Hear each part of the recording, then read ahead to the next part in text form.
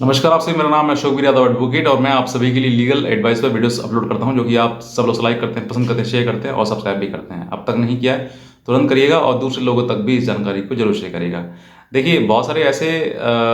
Husband wife हैं जहां पर बहुत ज़्यादा दिक्कतें हो गई हैं और अब जो है उनको ऐसा महसूस होता है कि सर शादी कर लेनी चाहिए हमें, नहीं कर लेनी चाहिए हमें, क्या होगा, किस तरीके से होगा, शादी नहीं होगी तो क्या हमारे साथ में हमारा भविष्य कैसे बेकार रहता हो जाएगा या फिर हम हमेशा अकेले रह जाएंगे। ऐसे कई प्रकार के सवाल जो है आपके ब्रेन में आते हैं और आपको बाद में इस चीज़ का डर भी लगता है। हालांकि देखिए, पति पत्नी का जो विवाद होता है वो बहुत ही ज़्यादा खतरनाक होता है, क्योंकि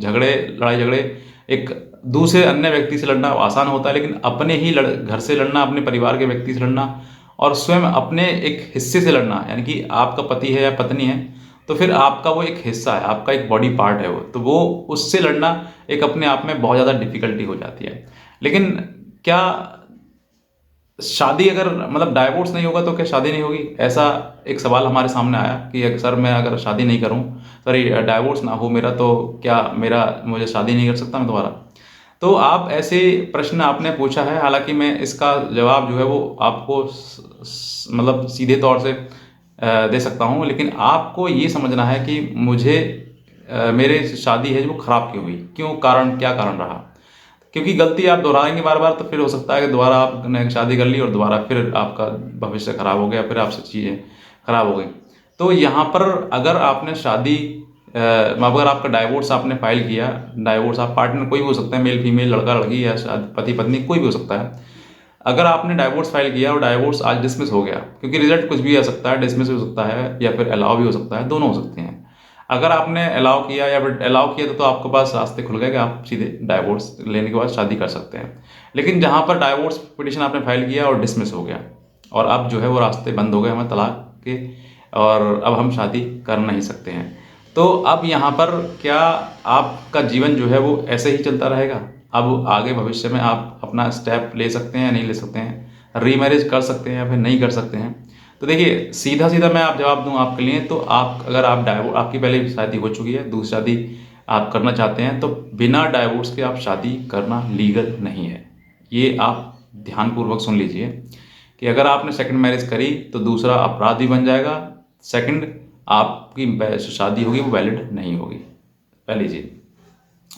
अब मान लीजिए कि आपने शादी डाइवोर्स का आपने पिटिशन फाइल किया लेकिन डाइवोर्स नहीं हुआ, या फिर डाइवोर्स में जो प्रक्रिया है वो आपने फॉलो नहीं कर पाया, किसी कोई भी कारण डाइवोर्स नहीं हो पाया, सेकंड मैरिज अब करना चाहते हैं आप, तो देखिए सेकंड मैरिज आपके लिए, मैंने बताया आपको, सेकंड मैरिज तो बिल्कुल वैलिड नहीं है और आप ना करें तभी ठीक है। लेकिन यहाँ पर दूसरा ऑप्शन ये खुल जाता है कि क्यों कहते हैं ना, कहते हैं कि यहाँ पर जहाँ पर ज़्यादा चीज़ें बिगड़ जाती हैं तो फिर जहाँ पर ऑप्शन सेकंड ऑप्शन खुल जाता है। आप किसी भी जो एडल्ट है, यानी कि जो पुरुष है या फिर महिला है, उसके साथ में आप लिव इन में रह सकते हैं। आपने शादी पहले करी, अब आपका वो डिस्प्यूट जो है बिगड़ गया है, तो आप लिव इन में रह सकते हैं। लिव इन का आप पूरा एक परफॉर्मा जो होता है वो पूरा एक सर्टिफिकेट बनवाएं और उसके साथ में आप रह सकते हैं जीवन भर के लिए। बाकी आपकी जो पति पत्नी है या पति है, उससे आपका जो झगड़ा चल रहा है वो झगड़ा आपका चलता रहेगा, कोर्ट केस चलता रहेगा, लेकिन जो चीज़ें आप आज चाहते हैं तो उसको आप लिव इन में रह सकते हैं। लेकिन इसका लिव इन का ड्रॉबैक ये है कि अगर आपकी शादी या फिर आपका जो रिश्ता है लिव इन वाला,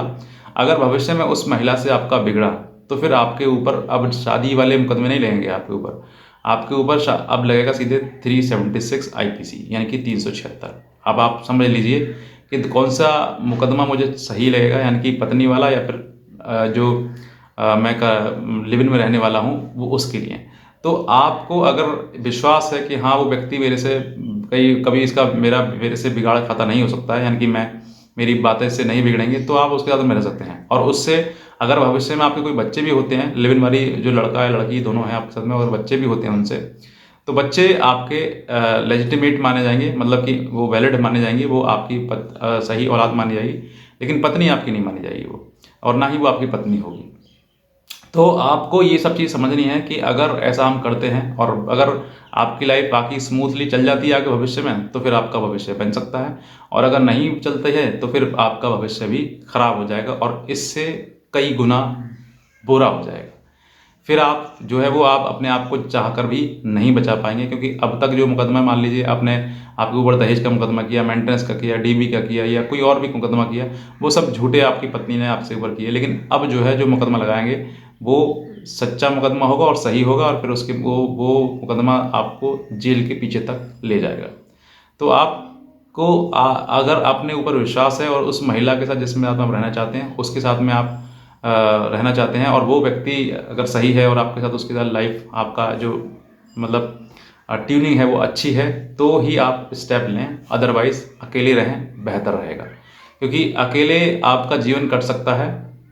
या फिर आप भविष्य में पता नहीं, आज आपका जीवन ऐसा है, साल 2 साल 3 साल 4 साल 5 साल 6 साल या 10 साल बाद आपका कोई भी बदलाव आ जाए, चाहे आपकी पत्नी आपको छोड़ के चली जाए, चाहे फिर आप ही छोड़ चले जाएं, तो दोनों में से कोई ना कोई ऐसा एक स्टेप ले लेता है जिससे कि आपका जीवन बाकी स्मूथ चल जाता है। तो ये आपको समझना है कि मुझे किस तरीके से